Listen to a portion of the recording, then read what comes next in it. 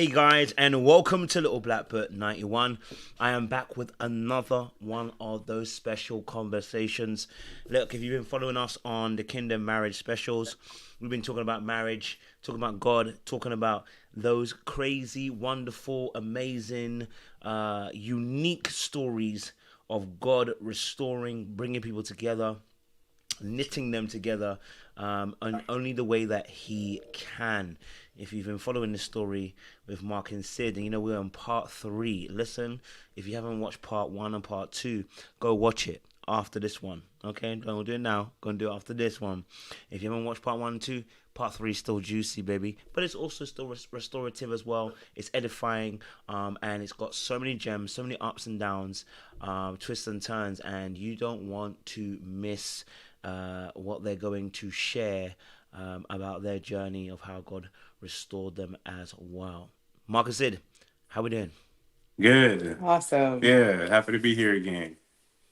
Listen, it's good to have you guys back again as well, because we are on part 3 of the story. And let me tell you this now, part 1 and 2, heavy. You know what I mean? I expect part 3 to also be heavy, you know what I mean? So I make the jokes, but we left off from part 2 where you guys had got to a point, you had moved back to Alabama, things had gone up in the air, we're almost on top of each other in a sense of how we feel and being so close within that household, and you feel things are not quite where they need to be. And I think you said yourself, Sid, you got to a point, you're thinking about changing them kids' names. Okay, you're there at that point. Mark's at a point where he's like, you know what, I don't know what else to do. I've reached my limit. Where do I go? So I want us to take it from that point again and just kind of let's rehash that a little bit so those who are joining us again for the first time or second time, whatever, can really get a little grasp of where we are at the moment. You guys have moved back to Alabama, and it didn't plan out the way you thought it was going to plan out. So talk to us about that. You moved to Alabama. What was happening at that point in time? Yeah, so I think, interestingly enough, I don't think we really had a game plan for Alabama. So, Well, other than for us to have some pressure released. yeah, because of bills and just the stress of life, COVID, Yeah. kids. So we moving in with family, we're thinking, okay, life won't be as heavy, as stressful, but there weren't really any plans as far as like us working on our marriage, at least not that we voiced to each other. And so when we got out there, it was just like, oh, change of scenery doesn't change heart posture Mhm. or relationship, the health of it. And in fact, I think it might have made things a bit worse just because there was nowhere to turn. There was like, we're in a small space. We already don't converse well. And at this point, it just seemed like we went further and further apart, and it got a lot more damaging. Is what it felt like. Yeah.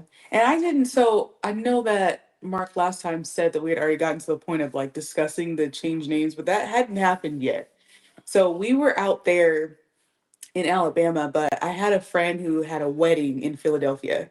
So me and my family were gonna go, and Mark was invited, but we couldn't bring the kids. It was a whole thing. Yeah. So I flew back to Dallas where my family was. I flew there, and then we all flew together to Philadelphia for the wedding. And I was gone for, I mean, maybe like a week. Mhm. Yeah, so I was gone for like a week. And was that when? That was, I think that might have been your first time telling me that you wanted the, or was it the next time? I don't remember. I It think might it have might have been been. the next Yeah, I time. think it's so. I think so. Yeah, I think it was the next time. So we had that time apart, and I think it was being at the wedding that I was like, oh, this marriage is crumbling. It was just being in that setting of, the beginning of something that I was like, I think that our marriage is coming to an end. And that was like my first time feeling that in that space. Feeling our marriage is ending at a wedding is Hmm. crazy. Yeah. Ironic. Yeah. Wild. Why for you said did the a wedding I guess become ironic that I say ironic, but in the sense of like, why was it that you were having that epiphany?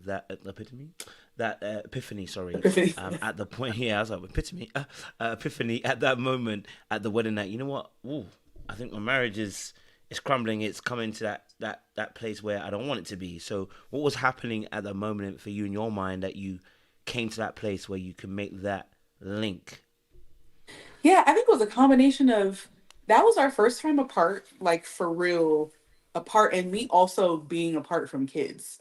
So I had never had any time away from the children since they had been born. So that was my very first time. And so being gone those I think it was 6 days. So I had the opportunity to just kind of think and feel and be by myself, which I was also supported because I was with family. So having that support without the pressure that my family was adding to me at the like my immediate family, like Mark and the kids were adding to me at that time. So there was a little bit of a lightness, but also getting to the wedding and like hearing the vows recited and listening to what the preacher was saying. It was just like, I we don't have this Mm. anymore. Yeah. That was it was a tough thing. I remember crying. I was crying partially because it was a beautiful wedding, but mostly because I was like, oh, I think this is coming to an end. For you on the other side, Mark, were you having that same epiphany? You know, while she's having that mindset that you know what feels like her marriage is coming to an end. Are you having that same epiphany at home with the kids? Yeah, for sure. But I don't think mine was necessarily because she was away. I think mine was just like I mine had already been building up for that for so long. Like I said, we talk about what life was like in California. I'm already seeing these issues that I'm voicing that are unheard, and then or I feel are unheard. Then we get to Texas, and it's just like, yeah, we are not one. And then we get to Alabama, and it's like, yeah, we're not healthy. This is actually more toxic than anything. So for me, I had already gotten to that stage. I think. I think her being away for me in that moment was probably like the worst thing because it was temporary, right? And so you get like that temporary feel of something that you feel like you want. Oh, I've been craving this. I've been waiting to be alone, right? But it's so short that you can't really project that that's how you'll feel forever. But for me, that time alone, I was like, oh yeah, I can do this, right? I don't need marriage, and we don't work anyway, so I can definitely do this outside of her. So I definitely felt the same way, but mine had been festering for a while. So we're at that point where both of you are now coming to this place of recognizing that the marriage is not what it's supposed to be. What's the next action then? Because you're now recognizing the marriage isn't where it needs to be. What are your individual actions that you begin to undertake going from that point onwards? Hmm. I don't know that we actually had any actions. I remember I was at this point because remember I had had this realization. I had prayed the prayers to see him differently, and so my heart posture was I just want to do whatever I can to make this work. But it was very much rejected, right? So I was kind of living in this just rejected state. And so I left me and the kids after I got back from Philadelphia. I want to say maybe a few weeks later or a month later, me and the kids went to visit family in Dallas and we stayed for a much longer time. So we stayed for about a month that time. And it wasn't until then when we were gone that Mark did ask for a divorce. Yeah.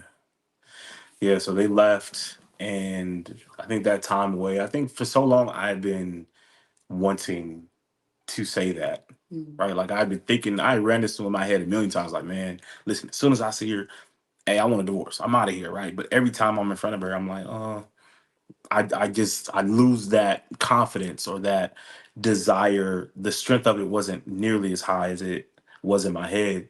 And so when they're gone, and I'm just like running through everything in my mind, and I'm just like, yo, this is trash. Like, I don't like this. I'm no longer in relation with God at this point because I'm just like upset with the world. And since he put me in this situation in my mind, that yeah, you don't get my prayers or my time either, right? No one gets that.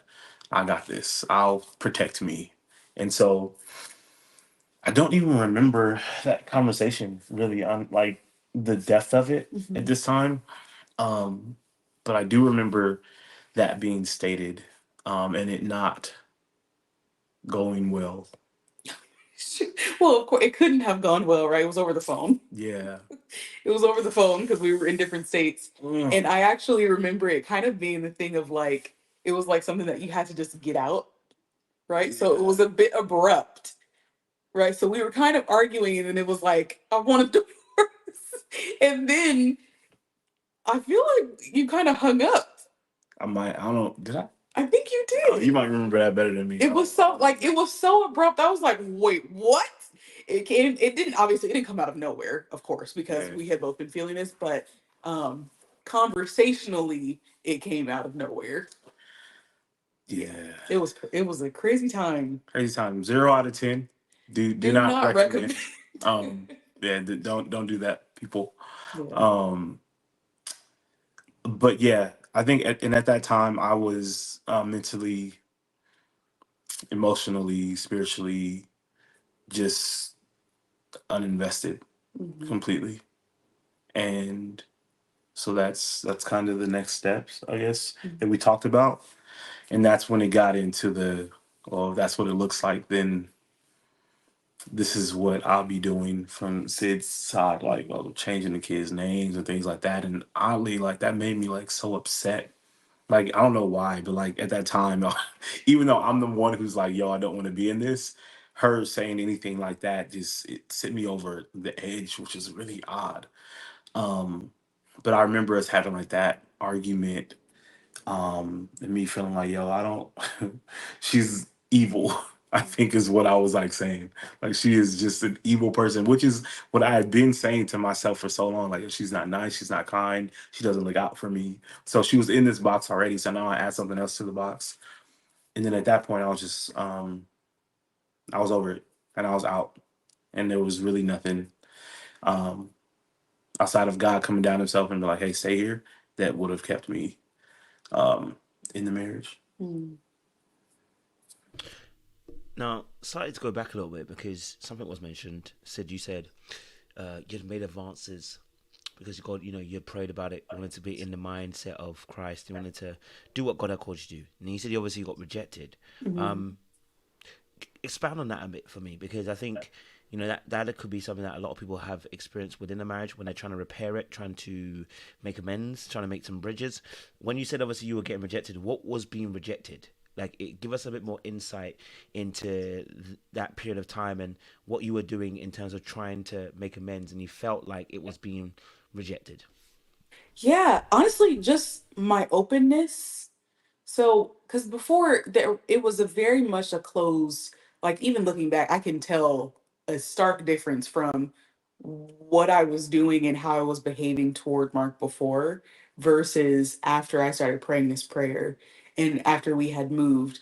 And I was just so open to restoration, and I was open to like God coming in and doing work. Like my spirit was just open. And so I was trying to be as friendly as possible to Mark. Like I think we even we watched a show we watched a show called The Queen's Gambit, and I hated the show.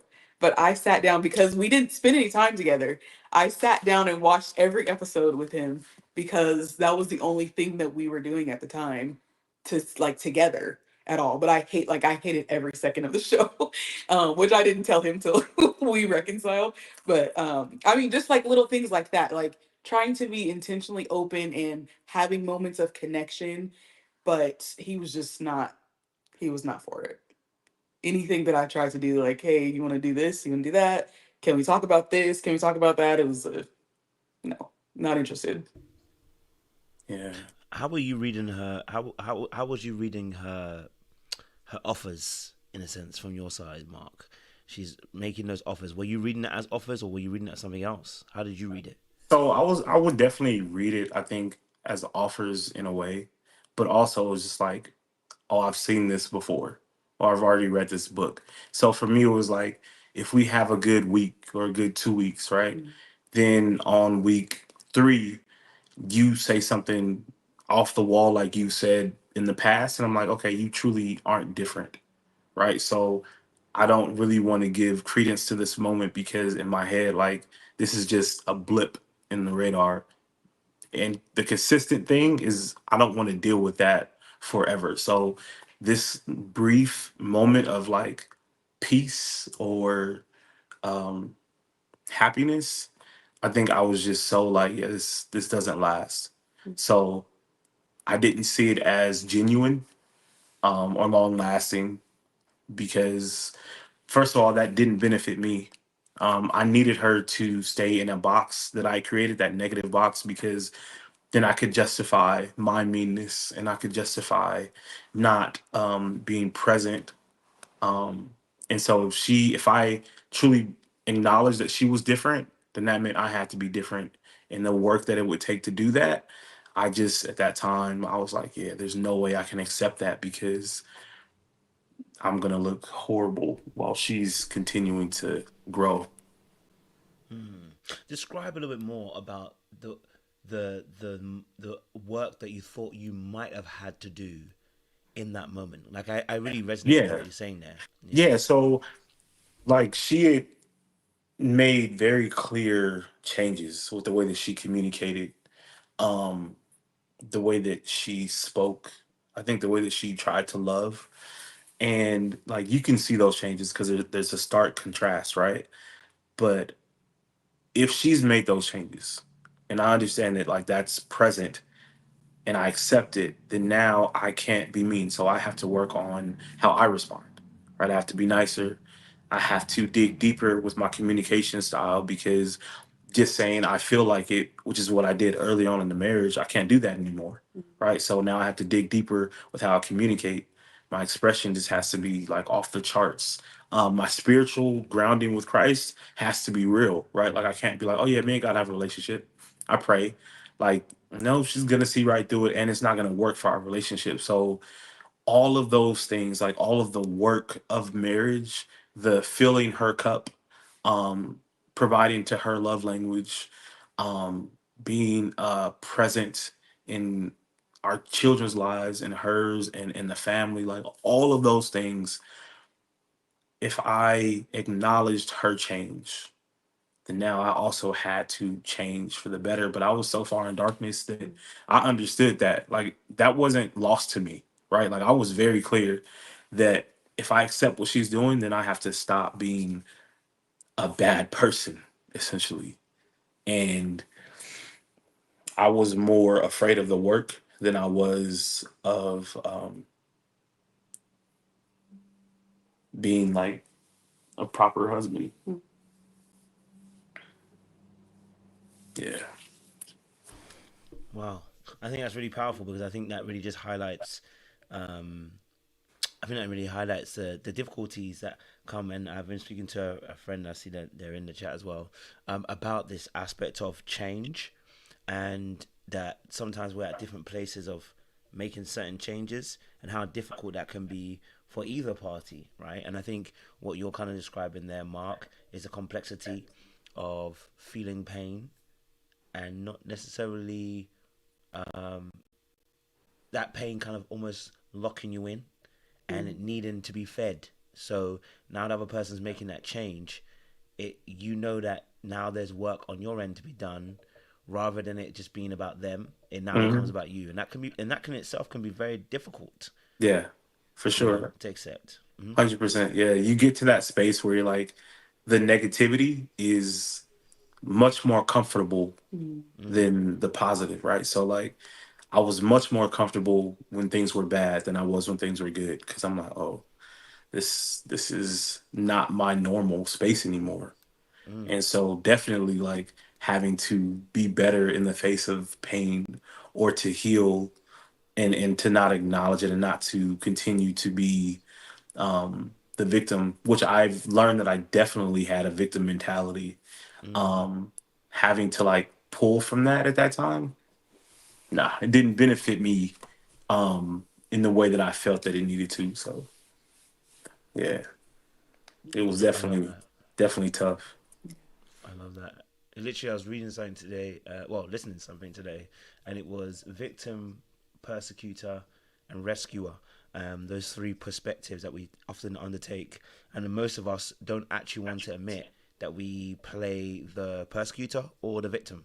We Mm. like to believe that we are the rescuer. When in most cases, actually, we actually play the other two roles. We're either the victim or the persecutor, and that can be very difficult when you have to shift that perspective. Because if you've played it for a little while, you kind of have accepted that position, and a change of posture means something has to be done on your end, and that can also be very difficult Mm, to want to do as yeah, well. Yeah. for sure, for sure. I think it's crazy too because I feel like I play both. Mm. Honestly, like I feel like I play persecutor because I need you to understand that you've done something wrong, Mm, right? And so because you've done something wrong, the way that I'll react to you is that punishment. So that's the persecution. But because you did the wrong to me, I'm also the victim. So mm. You have a right. you have a right Yeah. to do this, and you deserve to feel the pain from it. So Mm. yeah, Definitely understand that. For yourself, then, Sid, before we go a bit further on and push the story further along, um, you asked God, you prayed about it, you've put your trust in the Lord. You know what I'm saying to you, and then He on the phone drops that cliffhanger. Now, of course, you knew something was not quite right, but still, you've been praying about it. You've been asking the Lord. You know what I'm saying to you. I'm sure He was answering certain prayers, and then you're thinking to yourself, you know what? I'm putting the work in. I'm doing all that one as a child of the Lord is supposed to do. And then he drops the clanger, bada bam. I want a divorce on the phone. How did you start looking at God at that particular point then, when that cliffhanger is given to you? I should also say that that drop of information is given to you. Does that change the way you look at God? How did you relate to God from that point onwards then for yourself? For me, so me and God were locked in. Mm, Me and God were locked in. And I will say that never had we been so locked in as like when we went through all of our stuff. And uh yeah, I have never been so locked in with Christ as I was at that. I mean, obviously I am more now, but from that point, um, yeah. So it didn't change that at all. I think it was more so like I felt it coming, right? I assumed it was going to come at some point. I hoped it wouldn't, and I hoped that he would be able to overcome some of these things that he was dealing with. But it wasn't surprising.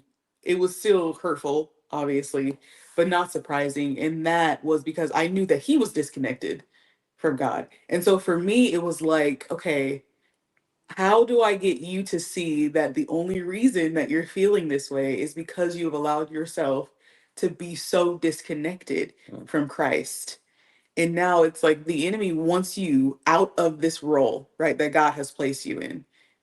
This is your ordained role, your most important role right now. And the enemy so badly wants you to be out of it. And now you are giving into this. And so for me, it wasn't like me and my relationship at all. It was more so like, how do I get you to see that you have to be, just closer to Christ? Like, you got to lock in. yeah. So, yeah, I mean, yeah, it wasn't impacted. I mean, if anything, it was made stronger. So let's push the story forward. He drops the D word, the divorce, on the phone. You know, line drops. And then where what happens next? Because now that has dropped. Mark, are you feeling free? Now you suddenly got that. Now you got it off your chest. You've said what you wanted to say. The divorce is what you wanted, right? So, are you feeling free? Is it making you feel like, yeah, I'm good? Or did you have something else? What was going on in your mind? Yeah, so I wouldn't say free. Yeah, I don't think so. Um, I think honestly, I don't know if I've ever been more confused in my entire life than after I said that out loud.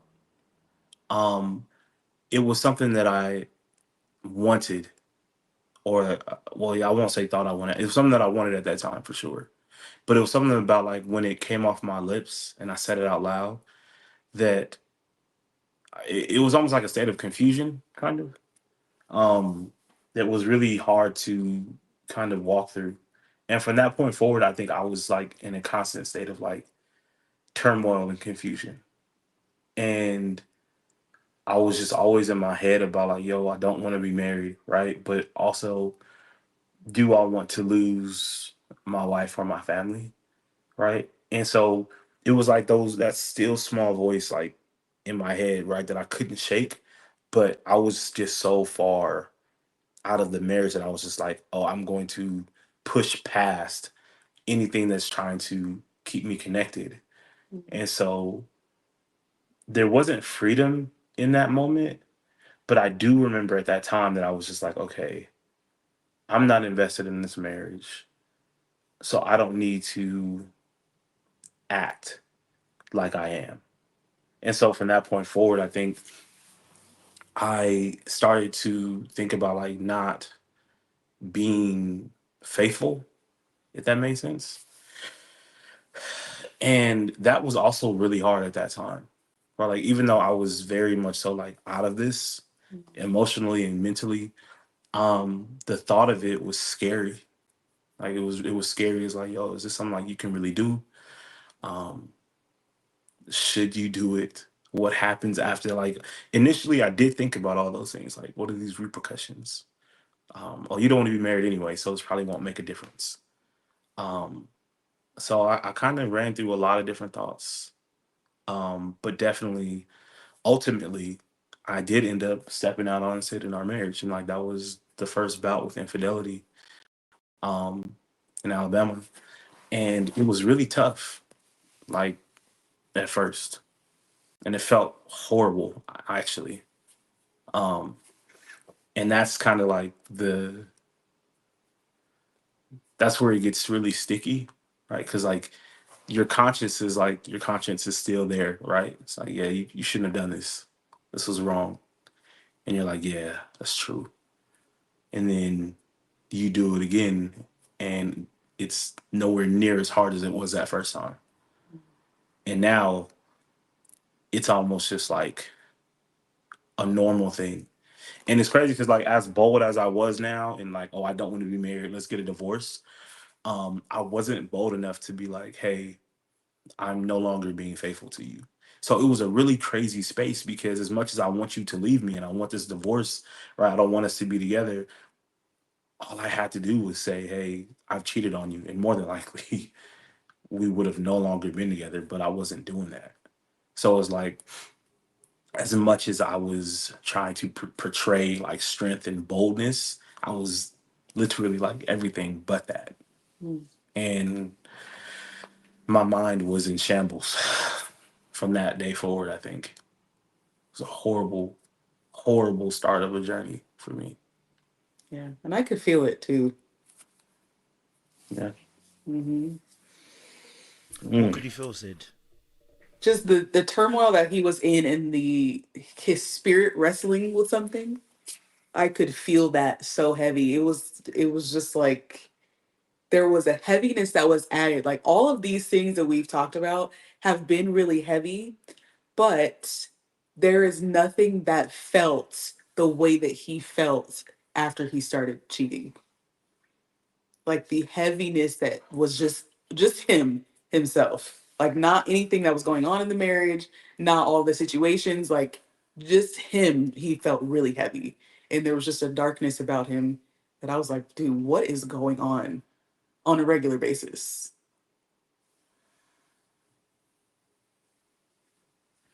So, are you saying that you okay? So, at the time when he obviously was then stepping out, did you feel it? Did you feel that he was doing that, or was that just something that's something that was later revealed to you? But did you feel that he was being unfaithful at that point in time?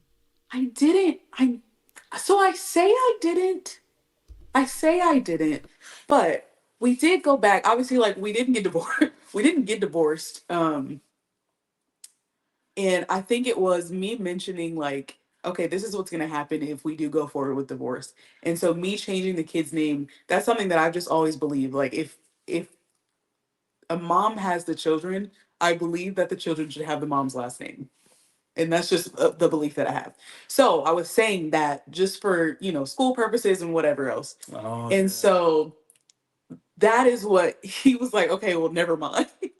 And I was like, okay. yeah. So it was almost like we didn't even really talk about it. And it was from that moment that I could feel that he felt so trapped. And every day it's like he got heavier. And it got to a point where I was like, I almost want to just let you out of this because you are so miserable. Like, I just want to give you what you want and free you because you feel trapped. Like, it feels like you feel trapped. So we go back to Alabama, me and the kids, and we're there. Things are obviously worse than they were before. Um, but we're carrying on. We're carrying on. Yeah. And I say I didn't think that he was cheating. Like I didn't have any inkling, but there was a moment that I remember where I was riding my bike. I was not my bike. I was riding a bike around the neighborhood as I did just for exercise.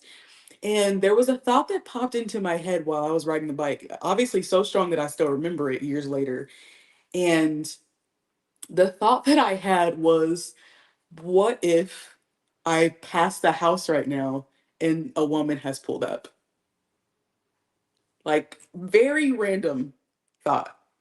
Very random thought. And like I guess I never put any more thought into it is why I can say I didn't really think about it. But that thought did pop into my head. Did you tell me that? I don't know. I don't think I've ever heard that before. Really? I don't think you've ever said that. I feel like I have. Nah, I don't think so.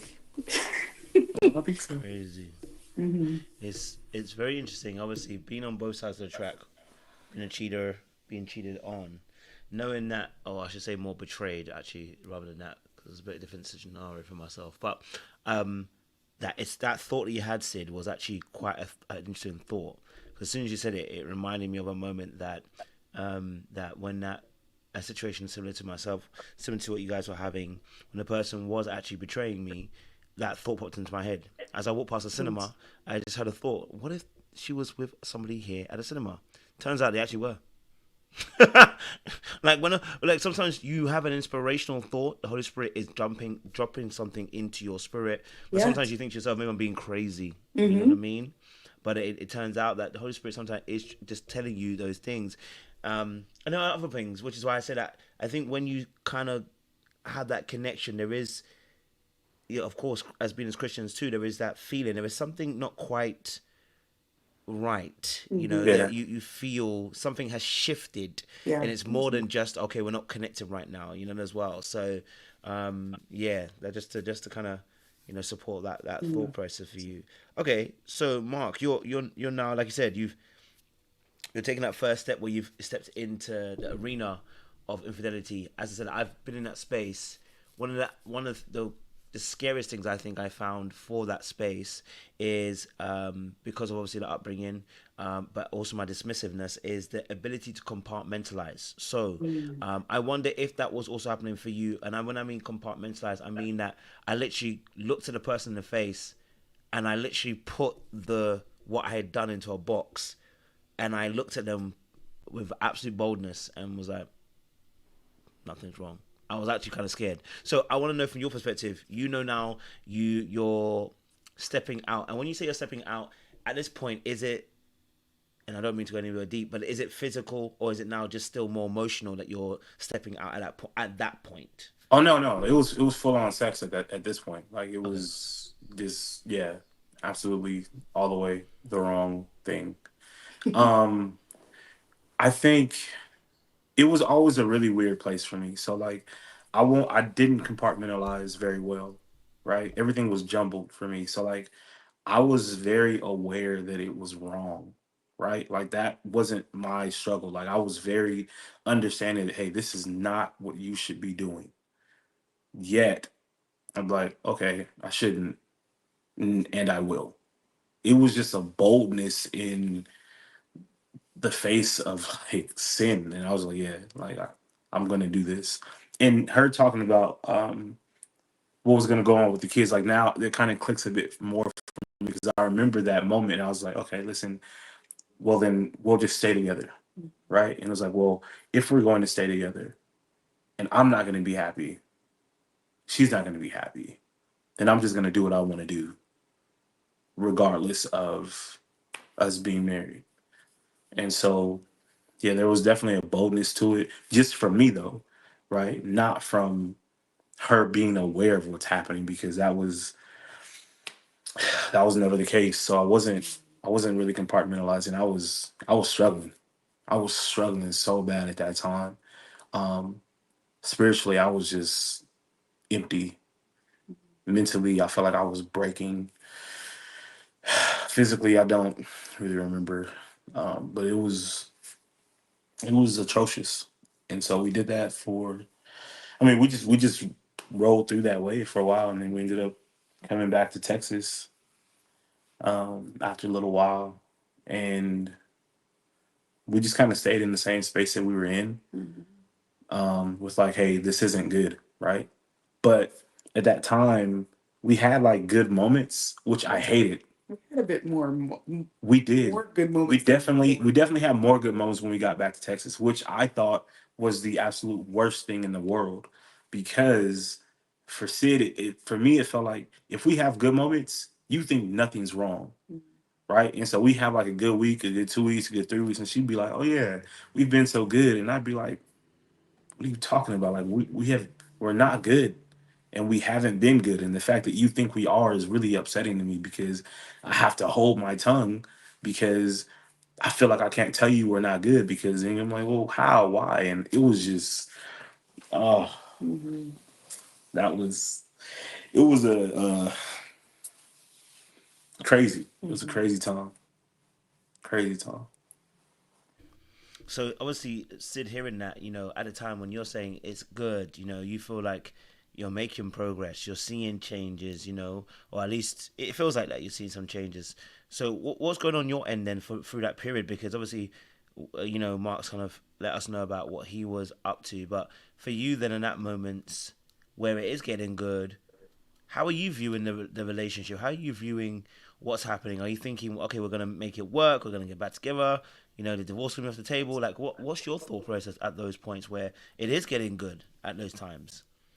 For me, at those times, every time, and we've talked about this so many times, I never thought that it was good, right? What I thought was, oh, he's now being accepting that this is his role, right? He is coming to an acceptance that this is the life that we're living, and he had spent so long rejecting that for me it was like, okay, cool, like let's let's move forward, let's go, let's start doing intentional work to make it good. Mm, um so for me it was just like, okay, now we're in this space, we're in this good space for a few weeks at a time. yeah, It's like, okay, cool, like you're cool, let's start working on this. So yeah, I never thought it was good obviously, after a few weeks, but yeah. for sure. Okay, so okay, then you said obviously you moved back to Texas at that point, Yeah, right? Yes. yeah, Okay, t- forward, push us forward in that story. So Texas, you get back to Texas.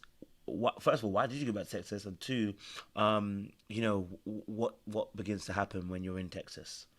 yeah. Sid hated Alabama, so like she We were just, only there temporarily. yeah, it wasn't like a plan to be there long term Yeah. anyway. And Sid was ready to get back to Texas. Her support system was there. Um, and so we moved back to Texas, moved in with her family actually at that time. But also though, that it was after we had decided, like you had made a decision, like, okay, we're gonna stay married. It Okay, was like a concrete decision. was it? Mm-hmm. That's crazy. I don't remember that. So obviously I decided to stay married. You know what though? I think I probably gotten a lot more comfortable with marriage, because if I can stay married and do what I Mm-hmm. want to do, right, then Right. that can like help alleviate the heaviness of marriage. Mhm. And so I found like a sickening way to find peace in the marriage, and that was infidelity. And so we moved back to Texas, and we have good moments and bad moments. And I'm just like, yo, I really hated the good moments, like I said, because she thinks everything's okay when it's not. And I need for you to know that things aren't okay because I can justify my wrongs Mhm. in an odd way, right? I need you to know things aren't okay. And now that's why I do this. And um I'll never forget, like I was staying in the space though of like struggling as a husband, Mhm. um, confusion, turmoil. Like I'm at the point now where I'm like, I'm hiding my phone. I'm sleeping with my phone like under the bed. In fact, I think at this point we weren't sleeping together at all. Like I was sleeping like I would sleep the opposite way that she slept. Right? Or if the kids were in the bed, I sleep on the floor. Right? Like Which was the excuse, right? Because I, I was still breastfeeding yeah. our daughter, so she was in the bed with us. Right? So I had like a built-in excuse that Yeah. I'm not there. Right? Mhm. But it was extremely intentional for me. Like at this point, like I'm trying to create separation or division. Right? I'm thinking that the further I go, that she will no longer really be a part of this marriage and she won't want this. Right? And so looking like I didn't realize it at the time, and I hate that so much. But like I understand that like I had lost, I had ran away from my connection with Christ. I understand that, right? I was definitely operating in darkness, 100% holding hands with the devil, right? But that was for me. And so my connection to Christ was like so thin, so small. I did not realize at that time though that what I was doing was being used as a tool to separate Sid from Christ at that time as well. And so looking back at it now, like that weight of that is the thing that like hits me the most because the things that I was doing was really like at that point to just continue to move her from a God who loved her, because how could God love her and this be the husband that she's stuck with? How could God love her and her husband is doing this? God must not be who she expects him to be. And so at that time, I was literally the tool of the enemy for my wife, but I didn't realize it. And so I'm operating just in full darkness. So my mind is always messed up. I'm not sleeping well. And I'll never forget, I don't know how this happened. I had fallen asleep. Um, and it was so bad at this time that I wasn't even like worried about being caught, I think. Right? Like I'm just in it. I'm just doing my thing. Mhm. Thinking that it doesn't matter, that I won't care, that I won't feel away when anything comes out. If it comes out and I fall asleep and I'm laughing because of the pain. It is not funny. But I fall asleep and I'll never forget I woke up. It was like early morning, right? Had to be. And I'm I'm on like the floor in front of the bed and I'm looking for my phone, obviously, because I just woke up. And it's like a light in Sid's hand, and it's obviously my phone. And I think my heart just like drops, just sinks, which you wouldn't expect because I was bold and I was just free in this, and who cares, right? But at that time, everything that I thought I would feel, complete opposite. There's fear and there's nerves and there's like shame, and I'm just like I'm hot, and oh, it was torture. And I honestly I don't The remember, physicality I of don't remember what she said. I don't remember what she said. I remember how she looked though, and it destroyed me because she just looked like it. defeated. She looked defeated. Like she just, Lost a battle. yeah, she didn't have anything else to give. And that was one of the worst like things that I've ever had like engraved in my memory, I think. And that was ooh, that was the end. basically. Mhm. As in the end of the infidelity. Um, uh, no, no, that would be ideal. But it Unfortunately, no. was it was It was the end of it that was the end marriage. of that marriage. Yeah, that Mhm. marriage was it was gone. Yeah. Yeah. So when you say that, I want to make sure that I'm not missing that. Are you saying that metaphorically, as in that was the end of that marriage? What I mean by that is that, Yeah. um, okay, Yeah. so when your phone obviously lights up, because I want to make sure. Sid, did you find the phone or something? Did you see the phone? Oh, yeah. That's that's what I So was trying to Mark figure had out. fallen Yeah, asleep yeah, yeah. because this. Okay, so we are married, right? We're still married, and we're still like touching. Like I still rub on him and making food and all the stuff, right? So he had fallen asleep in my lap. That's where he What? was. It's that Yes, day. just That day snoring, married. just snoring, and Peaceful sleep, huh? right, just peaceful. Uh huh. And the Holy Spirit said, and I've told this story before. The Holy Spirit said, "Pick up his phone," I knew it. I told you the host was a snitch. and I was Keep like, going. "Absolutely not." I'm not doing that. I've never ever been the type of person to do that. And secondly, I had already known because let me go back. There we were at a birthday party for my mom, and I did not know that my husband was on TikTok. And I discovered like I think my mom and dad were talking about it. We're talking about you being on TikTok. And I was like, "What are you talking about?"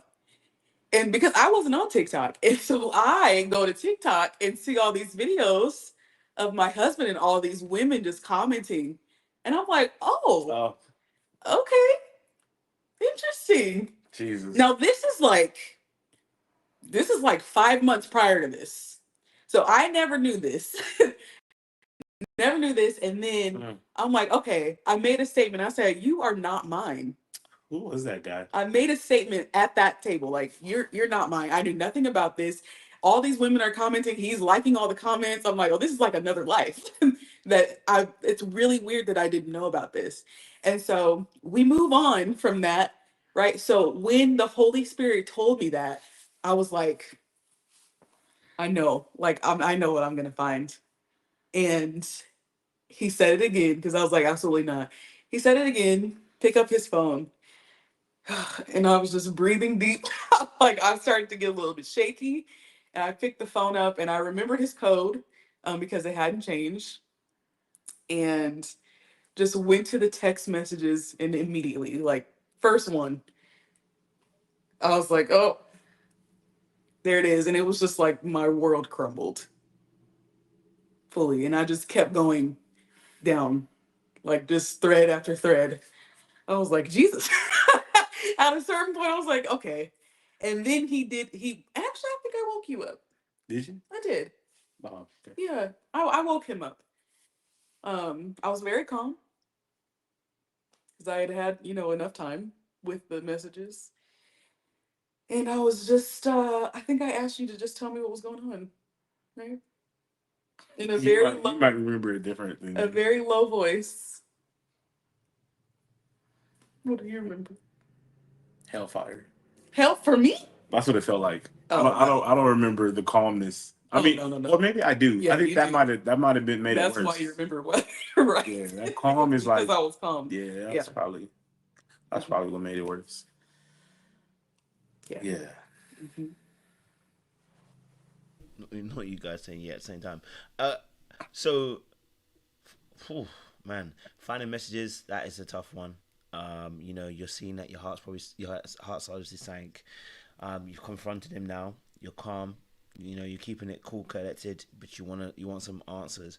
What were you hoping you were going to hear from Mark? Honestly, just the truth.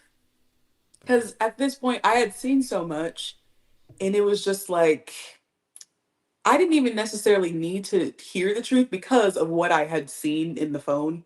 I wanted him to be bold enough to be able to tell me the truth to my face. So it was like when he says he was operating in this boldness, it was definitely a boldness to all those messages. I will say that. And so it was like, okay, go ahead and tell me. You be honest with me right now. And I had no intention. It was like my mind was already made up after I had seen that. So I had no intention of like allowing him to apologize his way through anything. It was just like, okay, be honest, and then let's get on with this.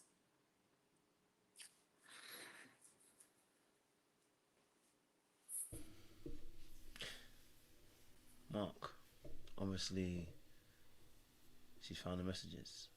Mhm. She's cool. She's calm. She's collected. She wants the truth. Yeah, Do you give her the truth? absolutely not. Oh my God. Absolutely not. Immediately no.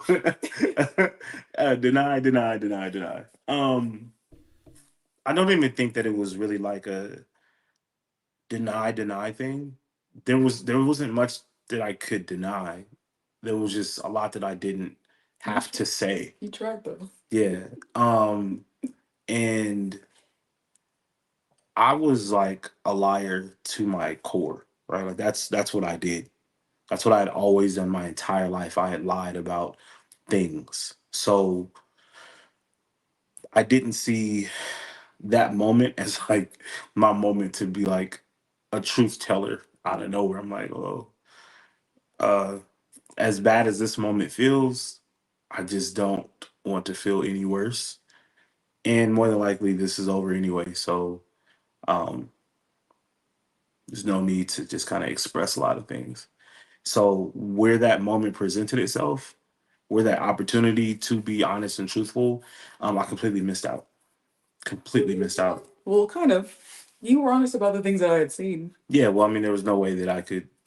There was nowhere I could run from what she saw. Right. But even that was like pulling teeth. Yeah, Like I feel like it took us hours to get through the conversation because there was just so many silences after me asking a question and him just like because I'm sitting. I'm obviously like I'm running through everything in my head. Right? Right. Like, what did she see? What is she talking about? Right? Like, how do I tell this story without being specific or without saying the part that I feel like is going to be more damning than the other part? Right? So I'm having this conversation in my head, and it's slowing down this process. It's delaying the inevitable. Mhm. It is fighting um truth, and it's fighting like that moment to just like jump out of darkness, right? Like I think we all get like an opportunity where even if you have strayed from Christ, that you can hear him speaking and like, hey, here's your moment, like here's your chance, right? And like that was it. And I just kept walking the other direction in that conversation. And it yeah, horrible. I guess it ended with her saying like, yeah, we can't we can't be together Mhm. and you gotta go, essentially. Mm. And And so you were cast out into the wilderness. yeah, basically. And it's so crazy because for so long, like that's what I thought I wanted. Mhm. Like I ran through this scenario a million times, not being caught, right? Not being caught, not being the cheater, but like this marriage is done. This marriage doesn't work. I'm not good for you. You're not good for me. We don't communicate well. You don't love me. You're not kind. I'm not kind. Why are you with me? Separation is going to feel amazing. It's going to be so free. I'm finally going to be how I'm supposed to be. And I don't even think I'm going to be with anyone, but I'm not going to have to be with you. Right. I just don't want to feel that. And the attention that I felt like I was getting while married, right? The people that I could talk to, Mhm. the busyness of it when the hey, we can't be together hits and separation is real. It's like whatever fun I thought I was having, it was gone. It was like the scales had fallen off my eyes. I kid you not. And it was just like, yo, like this is not what I thought it would be. Um, and that was early on.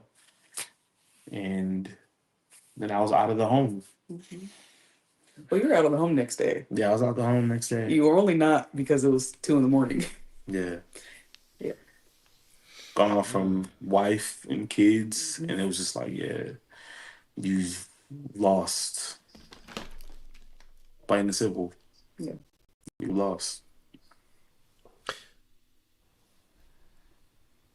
In that moment, obviously now for you, Sid, as well. He leaves the home. Are you thinking? And so in your head, are you thinking it's done, it's finished? You know, I fought the good fight of faith. You know what I mean? But this is something I can't come back from. You know what I mean? Like, and I almost want to tap back in again, because obviously we know how we started the story, right? Before the wedding, we know how it. Are you having, you know, a come to Jesus moment where it's like flashback? Oh my God, looking back at all the things that in the past maybe you hadn't necessarily, like you said, remember at the time, hadn't dealt with, or and the things that you accepted at the very beginning. Are you now looking at going, what have I done? You know, am I, you know, like, are you looking back and thinking to yourself some regrets or made mistakes? Like, how are you looking at that moment? What's the thought process? Yeah, definitely. I fought the good fight, fought the good fight, and I lost. That was initial, like that was it, and there was what I did know though is I wanted to be able to, right. I didn't think we could come back from it, or that we would come back from it initially, but I did want to at least give myself time to process before making that decision, like in my heart. So even though I was like, there's no way this is going to work, I still had a bit of an openness, because I was like, okay, let me process all these things. And that is when I started running back through everything. And it felt like such a loss because so much of this had been a spiritual battle. Yeah. And it was just like, dang, the enemy has won. Mm. So it was facing that, and it was like, do I want to let the enemy win? And then it was like, yep, yeah, no, he's won. I'm okay with it. He won that battle. But yes, that is when I looked back, and I think for both of us, and we were able to have some of the conversations that we never had because the thought was that okay, this is over, which was really good for us because we never had the conversation. So going back to the beginning of our relationship and all of that stuff that happened that was never processed, Yeah. going back to that and like me saying, okay, I see what you were saying now. So that this is how long it took. I never saw it until everything kind of broke and I was able to look at the entirety of our marriage. It's kind of outside of it now that it was over.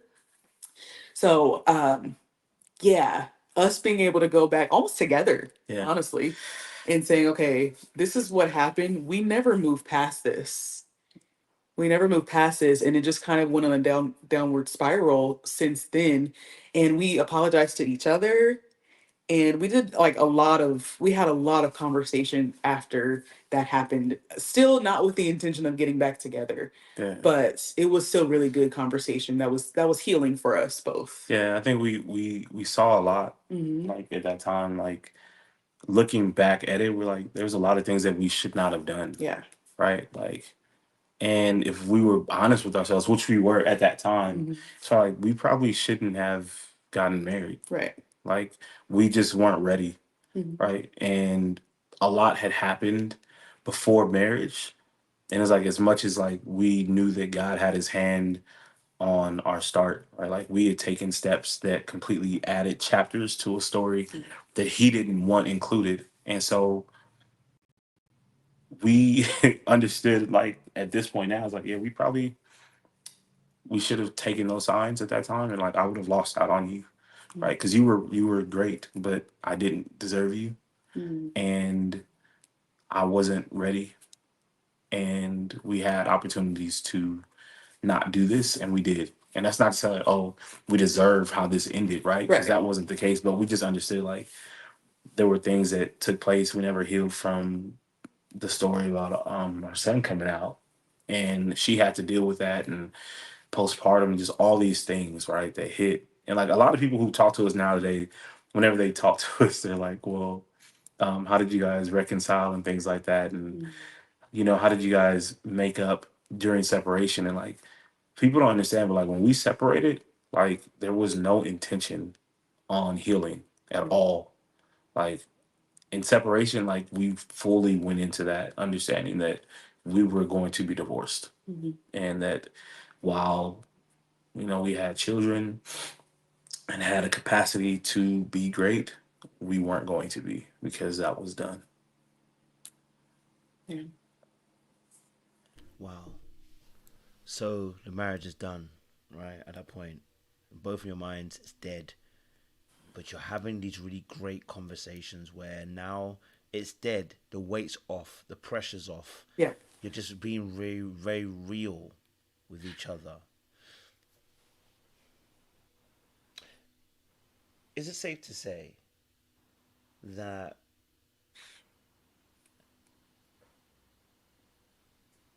and I'm going to put it this way just so that we can have the conversation, that both of you are being fake because you weren't able to really tell the truth how you really wanted to, but now it's dead. People have just removed the mask and just telling everybody what it is. Of course, I know it's not exactly like that, but Yeah, that's a great question. I think for me, it wasn't a fakeness, like not an intentional one, at least. Um, it was more so of I had had this thing, and honestly, for my whole life, of just pressing on, right? I'm thinking I'm doing healthy things, like, oh, I can move on quickly, like that's a good thing. But ultimately, I was never processing anything. I was just moving forward, and this is the thing that happened that I was like, I will not keep doing this. And so this was my first time saying that, which of course this is like it was a huge thing, right? My whole world is just shattered. And so I'm like, I will not handle this situation the way that I have handled all other situations in my life. And so taking that time to pause and process was allowing myself to actually see what was going on. So I was just moving forward in life without looking at anything deeply and without allowing myself to feel anything deeply. So it wasn't like a fakeness, it was more so of a lack of awareness, I will say. A lack of like a depth of awareness.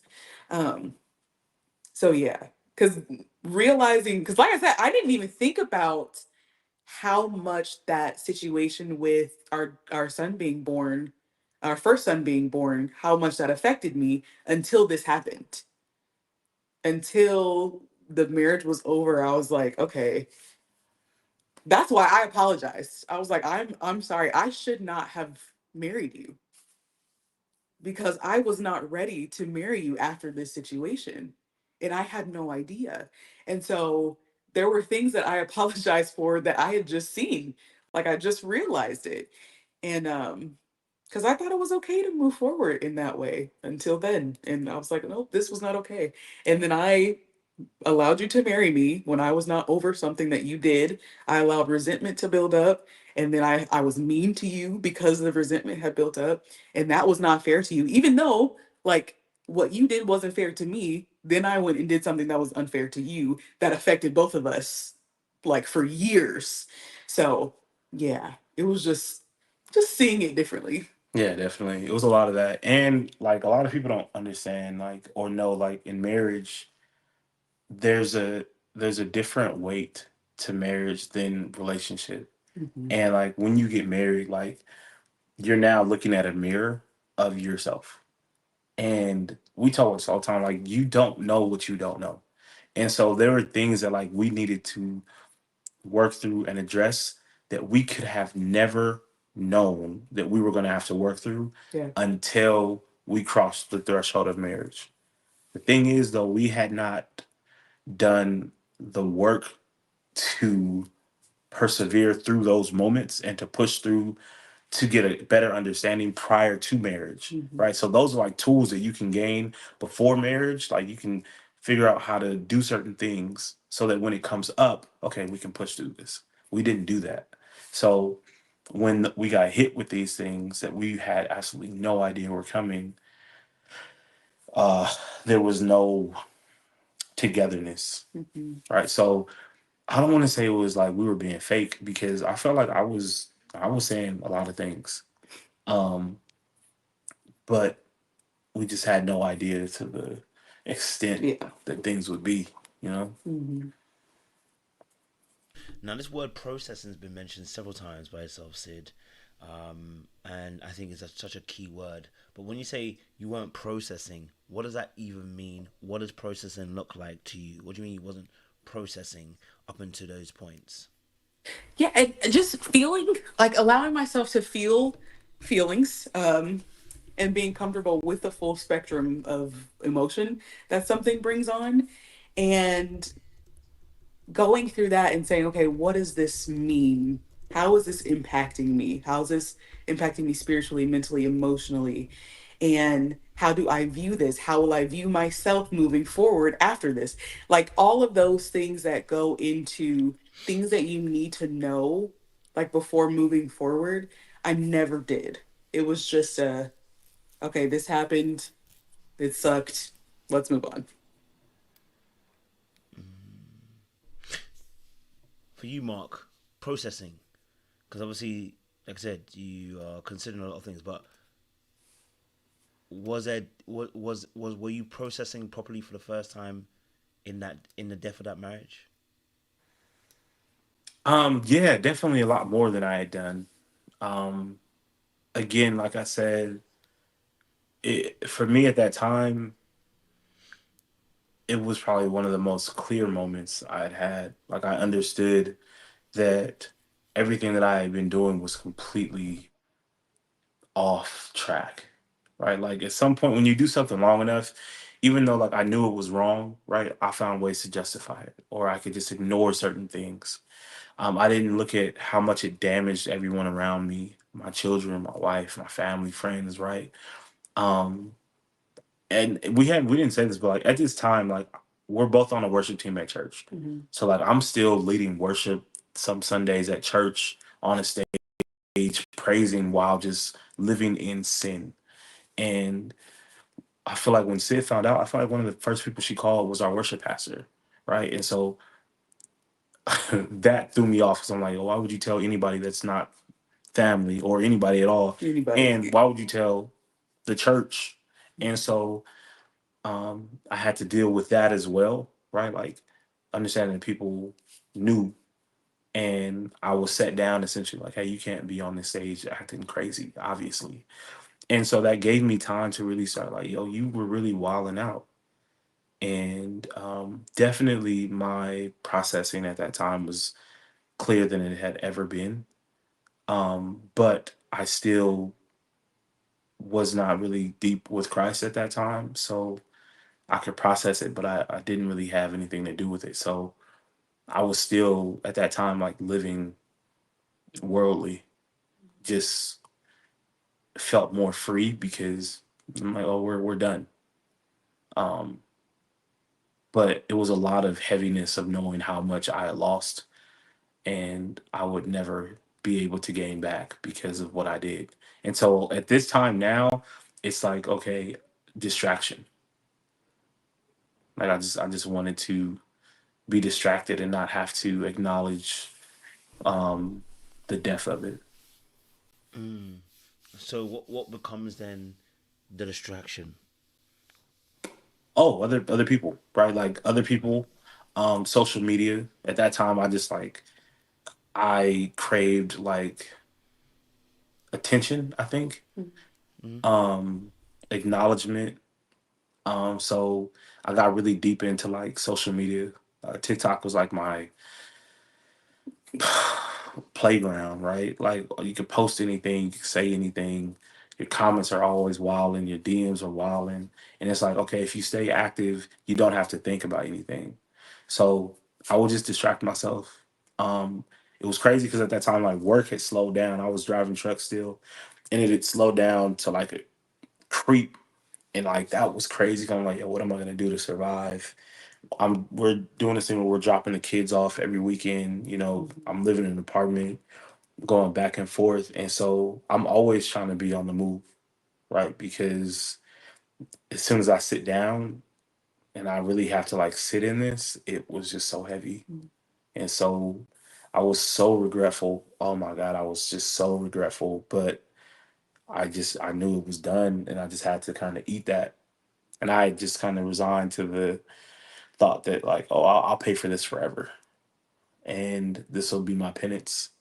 It'll just be loneliness and no fulfillment. That's where I was at. Hmm.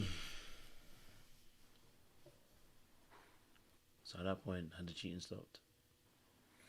Well, no, no, not at that point. And at that time, Well, you didn't consider it cheating. I didn't consider it. Yeah, now in separation, I'm like, yeah, this isn't even cheating. Especially like early on in separation, because at that time I'm like, okay, well, this is you finally get what you wanted, even though you feel like this isn't anything I thought I wanted. Just the acknowledgement that it's real. But at that time, and again, my understanding with us is that we're over, Mhm. right? Like from both of us, like separation. Like, listen, the only thing that's keeping us together is just time, right? And then it's over. So that hadn't stopped. I didn't really have any intention of it either. But what did happen is that n- what I thought it would be, it wasn't. Like separation was very drastically different. Like my phone while we were active in marriage was never dry. I don't even know how to describe it. It was almost like the enemy was just like, yeah, let's keep it, let's just keep funnel it to him, just funnel something to him, right? And as soon as separation hit, it was just like they turned off the faucet. I kid you not, it was almost like I had to go search for something, search for attention, search for time, right? And it was just like, okay, we got him. He's lost his family. He's lost his connection to Christ. We don't need to focus any more attention on him or give him any more um, treats and treasures. He's lost. That's it. So um, it was a crazy time I stopped going to church. Um, it was actually Sid, actually, that ended up saving me, even in separation, which was a crazy, crazy moment. I guess that's really more your story, though. Is it? Yeah, I don't think it's my story. I don't know. I mean, I think so. Okay. Sounds like a redemption arc. I mean, not really. I don't think it's my story, but I did. So we did. He's leaving out. We did go. We went to therapy, right? Because after a few weeks, I started therapy myself, and I did decide that okay, if there's a possibility of restoration, I do want it to happen, right? Because again, I've been fighting this battle, this spiritual battle for years now, and I do not want to let the enemy win. So we did go to therapy. We went to one session. It was very clear that he was not ready. And so I was like, okay, never mind. Never mind. So and in that time we also went on a couple of dates and we had a great time. Yeah, it was cool. Yeah. No stress. But it was almost like a surface level great time. Yeah, definitely. Because I could still feel that he was still doing stuff. Like I could feel him spiritually. And it was just ultimately something that I didn't want to be around. And so after the couple of dates is finally went up, I was like, okay, we're gonna just be separate. But even in that, he had made such a big deal about not coming to church because everyone at church knew what had Told happened. the whole world. Literally three people, three people knew, Nah. and they were very safe people, and they prayed over me and they prayed over us, Yeah. and yeah, because he knew that people knew, he was like, well, I'm just not coming to church. And I was like, dude, that's not a good idea. Not for you. You have to come to church. It's very necessary. So I did get him to come to church one day, one Sunday, and we had a guest speaker, and he just so happened to be preaching a sermon on being caught. Yeah. And it's still one of the best sermons I've ever heard. In my entire life. Yes. And I was sitting, he wouldn't sit with me, which was okay. And I was just sitting in my seat like, I had no idea this was going to be the service. She planned it. She told the pastor on positive. They had a Yeah. conversation before he spoke. Yeah, it was crazy. Because there's no way he spoke that and it wasn't Literally for you. for me. Yeah. Yeah, no, that was bananas. That was bananas. Yeah, I'm sitting there and he's talking about like how being caught, and I live by this now. And like I tell all of our clients and like people we talk to is like, yo, when you're caught and it's a God thing, like it's grace. Like God cared so much about you that what you were doing, he just couldn't stand by anymore. And so he allowed you to be caught so that you can no longer operate in darkness and walk in the freedom of confession once it's out. Like, what's going to hold you back now? Now you can accept it. I can forgive you in your mind, and we're here. And he preached on that. And that's honestly like where the shift started for me. Like, because we had already been separated, but I was still living my life with no intention on being with her. And even after this sermon, there was still no intention on us being together. It was just, hey, thank you so much for inviting me to church. That sermon was special for me. And like, as most people know, like most people don't just stop something cold turkey, right? So like I heard that sermon, it literally like stuck onto me. Like it planted something, but I was still in the world. But every day, like something about that like started to grow. And it was almost like that pastor, which was like she said, it was a guest preacher. He did not go to the church. I had never seen him before. It just so happened that every time I happened to come back to the church, every time I was watching online, he was speaking, and every time he had a message, it was like literally, I was like, oh my God, like this is for me. This is like mine. And that literally was one of the main things that turned things around. It was that, and it was our kids going back and forth from house to house. And initially for our children, and this is why we tell people like, you have to be so serious about your marriage, especially when kids are involved, because it's not just you that's affected in the way that it will break you and then they don't deserve it. And so we were taking them back early on and they were just like, oh, we're going to mommy's house or daddy's house. Never wanted to leave. Yeah. Right? Never wanted to leave either house. I don't want to leave mommy. I don't want to leave daddy. Or I want them to stay. I want mommy or daddy to stay. And I'll never forget one time I was taking the kids back home to their moms. And I feel like my son and daughter, they didn't have any problem. They're just like, okay. And that was it. And I feel like it was at that moment that I realized that my children had gotten comfortable with the fact that mommy and daddy were no longer, that we weren't a family, essentially. Like they understood that there were two different places for them to be at. And the realization of that for me literally broke me in half. Yeah. I will never forget that moment. I was just like, oh, I'm not okay. And I am putting my children in a position to not be okay. And I don't know if I'll be able to make it back from this. And so that coupled with the sermons, like that shifted a lot. That shifted a lot. I think at that time it started getting me to a space where like, okay, the life you're living or the life that you had lived, you can't anymore. And so that really shifted things, and my relationship with Christ started to like get deeper.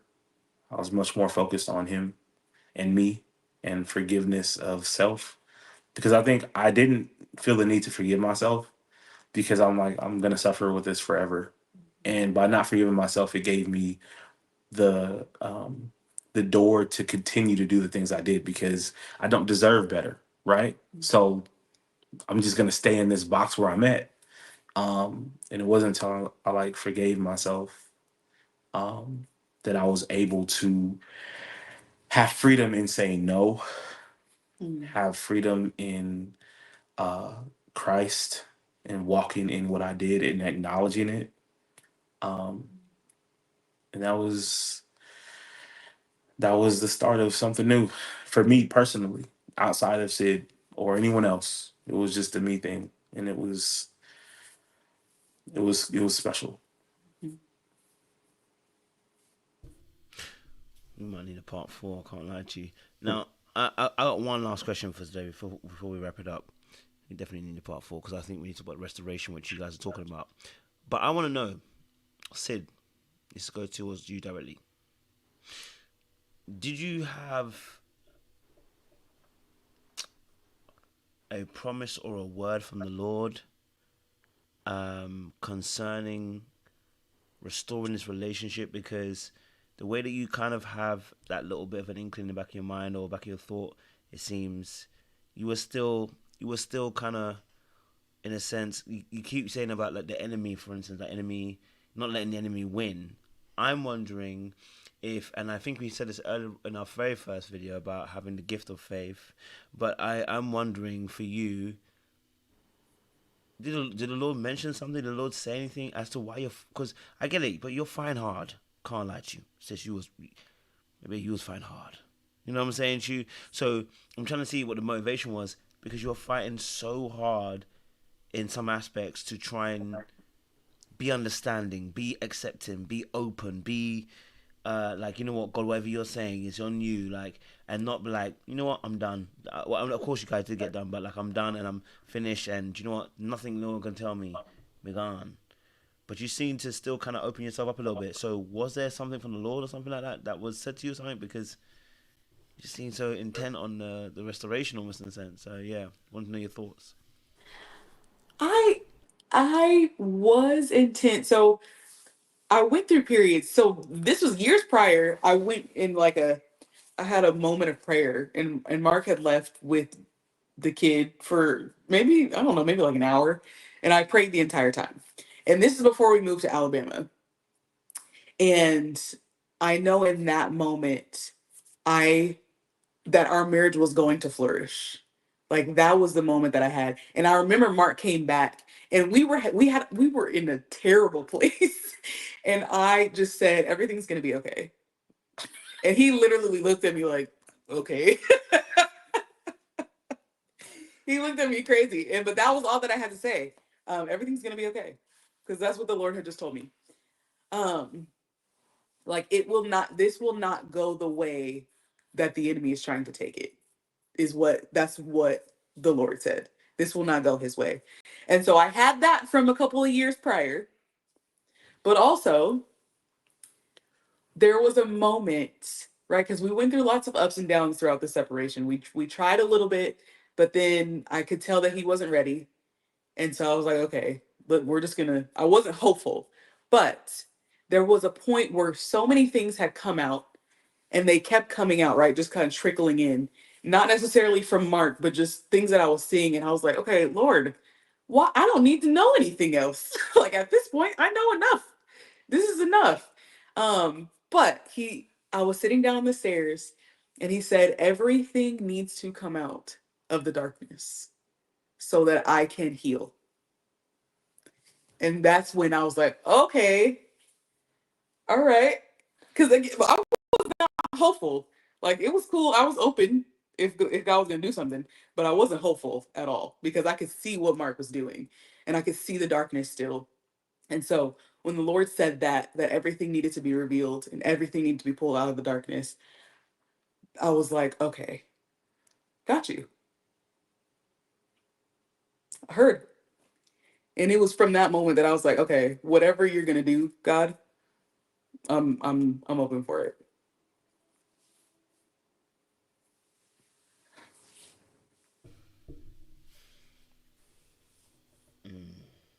I'm guessing, Mark, you never heard any of those things.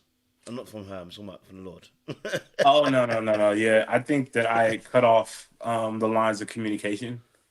Um, and it was crazy because I had not been doing like the work right to be connected to Christ. I feel like I relied so much on Sid Mhm. for her relationship with Christ for me to know what was next. What is God asking us to do? Where does He want us to go? Like I completely taken that mantle from me and thrown it on to her, right? Because her connection with Christ was better than mine. And so um I feel like I heard Christ when I heard her. Like I heard God through her. And because of the space that we were in, I started to ignore obviously I'm not praying to God and I'm not listening to her at all. So anything that she gave me, yeah, that's I'm not taking that into consideration anyway. Like there's no way that he had anything to say about this marriage flourishing because it's it's not. Yeah. Yeah. So that's where I was at. Mm, mm, mm, mm, mm, mm, mm. Interesting. Okay. Okay. Yeah. No, I think it's definitely interesting to hear that because I think, like I said, I was trying to see, like when God wants to do something and restore something, you know, not always that they are both participants that are aware of what God is saying that He's doing, especially if one is not as connected to the Lord Himself. Mm-hmm. That usually is the Abraham Sarah situation, which is the Lord tells Abraham but doesn't tell Sarah at first, and it's not till later that the Lord tells Sarah about what He is planning to do. But at the very beginning, He only tells Abraham. And that's 13 years in between that time. Mm. So it's interesting. I say 13 years, but actually it was less than that. Sorry, apologies. That's the second part. But yeah, it's interesting to see that aspect kind of play out in real time and Hmm. see that perspective as well for you too. No, we need a part 4 because we need to talk about the restoration. Because we're almost there. We're not on the promised land So, yet. we're Yes. so It feels like close. it feels like this. You know what I mean? Like I know we're there, but it's like We're there's so that little bit close. more. We're almost there. You know what I mean? I'm even scared Mhm. there's another twist. I'm scared there's a little bit of another twist. I'm shook to know that when we start next part 4, there's gonna be like a twist that I was never seeing coming in that space as well. Um, yeah. Oh man. I guess I'll leave that for part 4 because I have a different set of questions in my head that are just burning now that Oh are, man. you know what I mean, in that area because that's now we're now coming to the place of restoration. You know what I Mm-hmm. mean? We've gone through some very difficult dark patches, the Yep. storms, but now we're getting to a place of restoration, and that in itself is tricky because no matter how much you want it, the pace sometimes as well, the way that we want it to happen at what time and what we add meaning to certain behaviors, and when God is actually dealing with us in restoration about sometimes breaking it and breaking it completely, and even when you get given a word about, I'm going to restore it, let me handle it, that can be very tough when God wants to handle it and you're like, yeah, but how long you going to take? You know Right. what I No, mean? for real. Okay, You we'll didn't put a handle it. Yeah. timeline on that. You know what I'm saying Right. to you? Like, did I really hear from the Lord? Or, you know what I mean? Like, is God really going to restore this? Really and truly, like, can He mend this ugly, broken thing that's happened to us? Like, you know what I mean? Like, it's a completely different conversation we're going to start happening in part 4 because that restoration piece is huge. Yeah. It's huge. Yes. Definitely. It's a different type of fight. Okay, final statements on where you guys are at that point in that time, and just for where your minds were at that point in time. So, just before it gets into restorative pieces, Mark, you're now coming to intermittently you get to a point where you're coming to church at certain points. You know what I'm saying to you. What's your mindset at that time? Really quickly, what's your mindset at that time?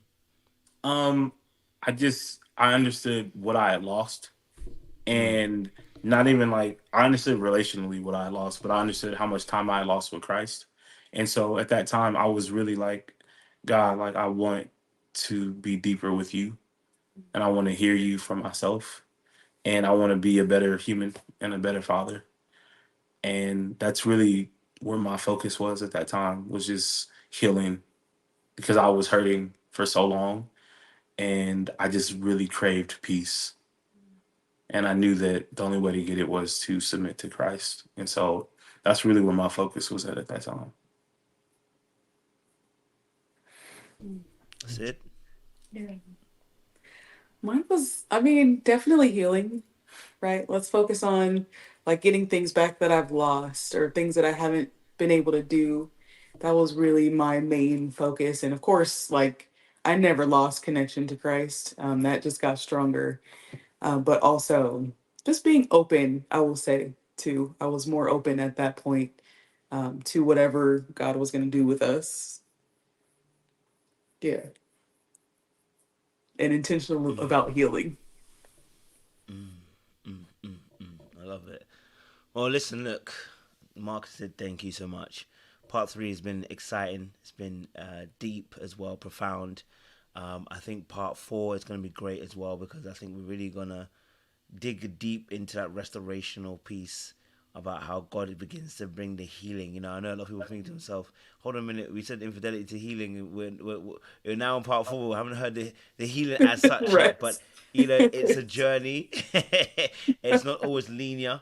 And, you know, I'm enjoying, I can't lie to you, I'm selfish. I'm enjoying it. So, personally, um you know what I mean, because I also know as well there's a lot to it. We're condensing years into a couple of hours, you know what I mean, and you know, just trying to kind of, you know, unpack a little bit of that. And so, you know, I'm mindful of that as well, that, you know, I want to be able to give as much space as possible for you to really flesh out this journey that God put you both on, and really began to mend some of those broken hearts and, you know, build bridges for you two as well. So I'm looking forward to part four. I can't lie to you personally, you know what I mean. So onto the promised land, as they say. Right. Well, Yeah. well, listen, where can they find you again? Where can they find you? How can they follow you? How can they get with y'all as well and support you? Yeah. So I am at Shifted Site on TikTok and Instagram Yeah. And YouTube, and YouTube. Shift the Site. And I am Redeemed Bear on TikTok. And on Instagram, I am official Coach Bear. And again, our YouTube is the Shifted Site. I love that. I love that. Audience members, thank you so much for joining us once more again. I know, yeah, look, a great story. You know, we're left on a cliffhanger once more again because we're now about to talk about the restorational piece. If you ever read the Bible, you already know, you know, we went from Exodus to, you know, for Deuteronomy. It was only when we got to Joshua did we really get to the promised land. So there is, you know what I mean? The promise was always coming, but it was only when we got to Joshua that we actually got to the promised land. So, you know, I want you to be patient with it. I want you to enjoy it. I want you to enjoy the journey and the surprise and the twists and the turns because they're all part of the story of Mark and Sid. But they're also milestones and memorials for them to remember how God brought them through. But it's also a great time for us as well to be able to tap in and be able to like, wow, this is the story that you guys have been through. If God can do it for you, then He can do it for me. Yeah. And in fact, actually, we were talking about Joshua. They actually put the stones up there, and the Lord told them as a reminder for them, not just for them, but the future generations. So as we're embarking on part four, you know, these are milestones, but they're memorial stones. Sorry, of remembrance that, you know what God has done already for you too, and what He can do for others as well who may be in a similar situation. There is restoration after infidelity, so we're going to definitely tap into that as well. Yeah. Okay? Yeah. Yeah. Love it. Love it. Mark and Sid, thank you so much. Audience members, listen, don't do anything I wouldn't do. There's a lot of things I don't do anymore, so, you know, don't do them. I appreciate y'all. Stay locked, stay loaded. We'll see you again for another installment next week. God bless y'all. Bye-bye.